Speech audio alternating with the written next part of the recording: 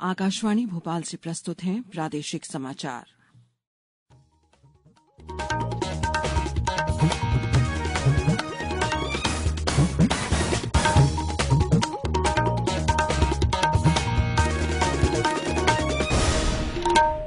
नमस्कार, समाचारों के साथ मैं शेख महजबीन अल्मास। सबसे पहले मुख्य समाचार।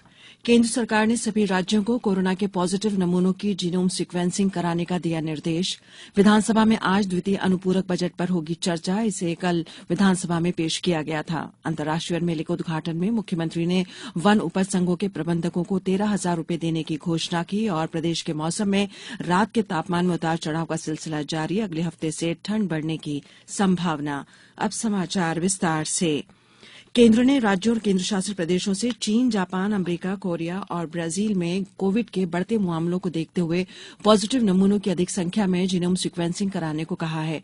केंद्रीय स्वास्थ्य सचिव राजेश भूषण ने राज्यों और केंद्र शासित प्रदेशों के सभी मुख्य सचिवों और स्वास्थ्य सचिवों को इस आशय का पत्र लिखा है। उन्होंने सभी राज्यों को यह सुनिश्चित करने को कहा है कि सभी पॉजिटिव मामलों को जहां तक संभव हो दैनिक आधार पर जीनोम सीक्वेंसिंग के लिए निर्धारित प्रयोगशालाओं को भेजा जाना चाहिए। केंद्रीय स्वास्थ्य सचिव ने कहा कि विश्व में सप्ताह में लगभग 35 लाख मामलों की रिपोर्ट आने से कोविड-19 की चुनौतियां विश्व भर में बनी हुई हैं। भारत में एक सप्ताह में लगभग 1200 मामले दर्ज किए जा रहे हैं।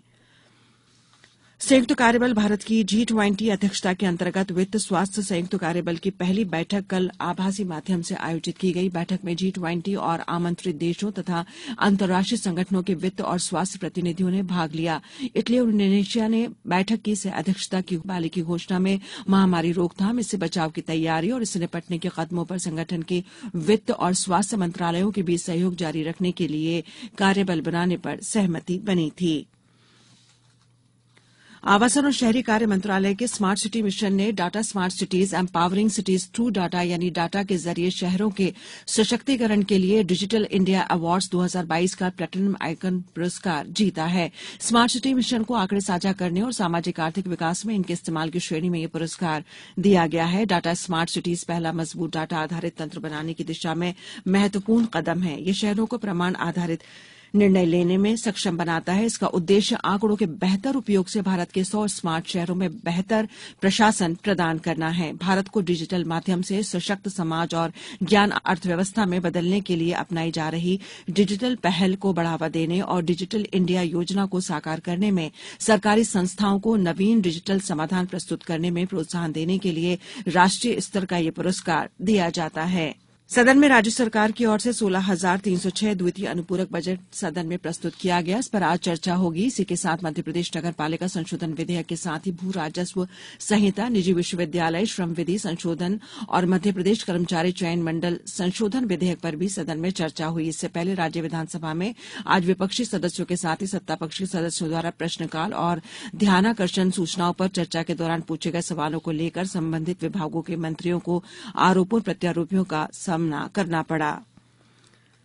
मध्यप्रदेश कर्मचारी चयन मंडल ने समूह 2, उपसमूह 2, सीधी एवं बैकलॉग भर्ती के लिए संयुक्त भर्ती परीक्षा 2022 का रिजल्ट कल जारी कर दिया है। ये परीक्षा सहायक लेखा अधिकारी, लेखापाल, उप अंकेषण एवं अन्य समकक्ष पदों के लिए हुई। इसके लिए 14,866 उम्मीदवारों को प्रवेश पत्र जारी किए गए, जिसमें 10,104 परीक्षा में शामिल हुए। परीक्षा करीब 75 पदों के लिए 19 नवंबर को आयोजित की गई थी।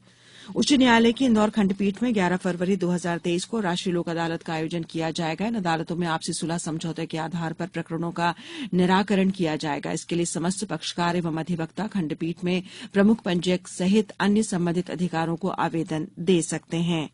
अब समाचारों में वक्त है एक ब्रेक का। इस कार्यक्रम को आप आकाशवाणी के भोपाल केंद्र से सुन रहे हैं। इस कार्यक्रम को आप कभी भी और कहीं भी अपनी सुविधा के अनुसार सुन सकते हैं। ये कार्यक्रम YouTube, ट्विटर और फेसबुक पर AIR न्यूज भोपाल पेज पर सुने जा सकते हैं। इसके अलावा आप हमारी वेबसाइट newsonair.nic.in पर या फिर AIR न्यूज ऐप पर भी समाचार सुन सकते हैं। ब्रेक के बाद समाचारों में एक बार फिर आपका स्वागत है। भोपाल के लाल परेड ग्राउंड में अंतर्राष्ट्रीय वन मेला का आज दूसरा दिन है। कई तरह की दुर्लभ जड़ी बूटियां मिलेंगी। इन जड़ी बूटियों में मिर्गी, साइनस, माइग्रेन, दमा, थायराइड, पथरी, साइटिका, संक्रमण, एलर्जी, टीबी समेत कई बीमारियों के उपचार में उपयोग किया जा सकेगा।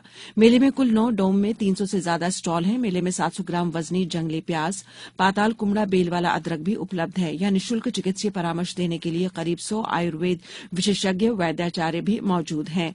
मुख्यमंत्री शिवराज सिंह चौहान ने कल अंतर्राष्ट्रीय वन मेला 2022 का शुभारंभ किया। इस अवसर पर उन्होंने तेंदुपत्ता तोड़ने का काम कर रहे वनोपज संघों के प्रबंधकों को 13,000 रूपये देने की घोषणा की। यह मेला 26 दिसंबर तक जारी रहेगा। मेले में इस बार तिब्बत, नेपाल सहित उत्तराखंड के हल्द्वानी, नैनीताल, मध्य प्रदेश के बैतूल, चित्रकूट, अमरकंटक और सतपुड़ा के जंगलों की दुर्लभ जड़ी बूटियां यहां मिलेंगी। लघु वनोपज संघ ने मेले के मद्देनजर चाक चौबंद इंतजाम किए हैं। संघ की डिप्टी मैनेजर प्रियंका बाथम ने बताया कि मेले के लिए अलग अलग 8 डोम बनाए गए हैं। खंडवा जिला कोर्ट ने दंगा भड़काने और जानलेवा हमले के मामले में एक साथ 40 आरोपियों को 7-7 साल की सजा सुनाई है। हालांकि इनमें 2 बरी हो गए हैं। देर रात तक दोषियों को जेल भेजने की कार्यवाही चलती रही। इसके लिए कोर्ट परिसर को ही अस्पताल में तब्दील कर दिया। मोबाइल और टॉर्च की रोशनी में दोषियों को पिछले 8 साल से कोर्ट में मामला चल रहा था। मालूम हो कि साल 2014 में एक युवक की हत्या के बाद शहर में कर्फ्यू लगा था। इस कर्फ्यू के आदेश का इन आरोपियों ने उल्लंघन करते हुए शांति भंग की थी। जब पुलिस समझाने के लिए मौके पर पहुंची तो आरोपियों ने पथराव कर दिया था। अगले 4-5 दिनों तक दिन और रात के तापमान में उतार चढ़ाव का सिलसिला बना रह सकता है। मौसम विभाग के अनुसार 26 दिसंबर से रात के तापमान में गिरावट होने का अनुमान है। इसके बाद ठंड में भी इजाफा हो सकता है। तापमान 10 डिग्री से नीचे पहुंच सकता है। इधर कल भोपाल में दिन और रात के तापमान में इजाफा हुआ। इसके बावजूद रात में ठंडक बरकरार है। कल दिन का तापमान 27.2 डिग्री दर्ज किया गया। मुंबई में 5वें और अंतिम महिला 2020 क्रिकेट मैच में ऑस्ट्रेलिया ने भारत को 54 रन से हरा दिया है। इसी के साथ ही मेहमान टीम ने श्रृंखला 4-1 से अपने नाम की। ऑस्ट्रेलिया ने निर्धारित 20 ओवर में 4 विकेट पर 196 रन बनाए। जवाब में भारतीय टीम 142 रन पर ही सिमट गई। दीप्ति शर्मा ने सर्वाधिक 53 रन बनाए। ऑस्ट्रेलिया की हीथर ग्राहम ने हैट्रिक के साथ 4 विकेट लिए।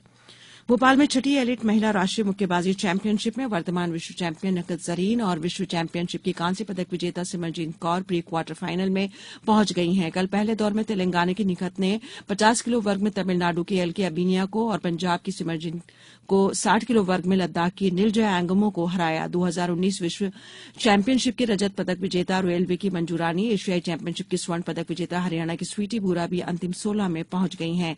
वहीं टोक्यो ओलंपिक की कांस्य पदक विजेता लवलीना बोरंगाई को 75 किलो के पहले राउंड में मिली है। चैंपियनशिप में 302 महिला मुक्केबाज भाग ले रही हैं। अब कुछ समाचार संक्षेप में। डिंडोरी जिले में आज से 3 दिवसीय रोजगार मेले का आयोजन किया जाएगा। रेल प्रशासन द्वारा यात्रियों की सुविधा के लिए अमृतसर नांदेड़ के बीच 2 ट्रिप स्पेशल ट्रेन चलाने का निर्णय लिया गया है। ये गाड़ी भोपाल मंडल के रानी कमलापति और इटारसी स्टेशन पर हॉल्ट लेकर जाएगी। शिवपुरी जिले में सुशासन सप्ताह के अंतर्गत प्रशासन गांव की ओर अभियान चलाया जा रहा है। इसके तहत कलेक्टर कल पडोरा और हातोद में ग्रामीणों से चर्चा की। गुना में घरेलू गैस सिलेंडर का अवैध रूप से व्यावसायिक उपयोग किए जाने के खिलाफ कार्यवाही की गई। अंत में मुख्य समाचार एक बार फिर। केंद्र सरकार ने सभी राज्यों को कोरोना के पॉजिटिव नमूनों की जीनोम सीक्वेंसिंग कराने का दिया निर्देश।